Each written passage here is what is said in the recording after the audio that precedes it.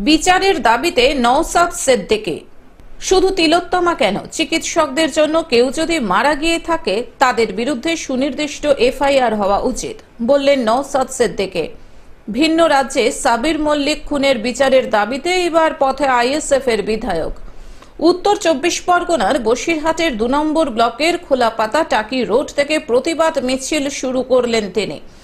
একদিকে আরজিকর কাণ্ডের দ্রুত বিচার চেয়ে অন্যদিকে সারা দেশে যেভাবে পরিযায়ী শ্রমিক খুন হচ্ছে তাদের বিচারের দাবিতে প্রতিবাদ মিছিল করেন। টাকি রোডে প্রায় 2 কিলোমিটার ফেস্টুন ব্যানার হাতে নিয়ে এদিন আইএসএফ কর্মী সমর্থক সহ সাধারণ মানুষ এই মিছিলে পা মেলান। নওশাদ সিদ্দিকী বললেন, সিবিআই তদন্ত যেভাবে হচ্ছে তিলোত্তমার, তাতে আমি শুধু নই, বাংলার মানুষও সন্তুষ্ট নন।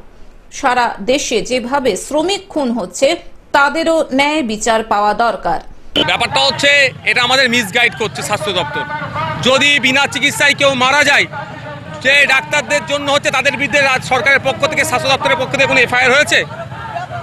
মাত্র 9,006 থেকে 9,000 জুনিয়র ডক্টররা আপনার প্রতিবাদ করছে, তার জন্য বিনা চিকিৎসায় মারা যাচ্ছে বলে তাদেরকে দোষ চাপিয়ে দেওয়া যায় না। বসিরহাট থেকে শ্যাম বিশ্বাসের রিপোর্ট, গ্লোব নিউজ। এখন থেকে গ্লোব টিভি দেখুন আপনার স্মার্টফোনেও। গুগল প্লে স্টোর অথবা অ্যাপল স্টোর থেকে ডাউনলোড করুন গ্লোব টিভি লাইভ অ্যাপ। এছাড়াও জিও টিভি অ্যাপ থেকেও দেখুন গ্লোব টিভি লাইভ।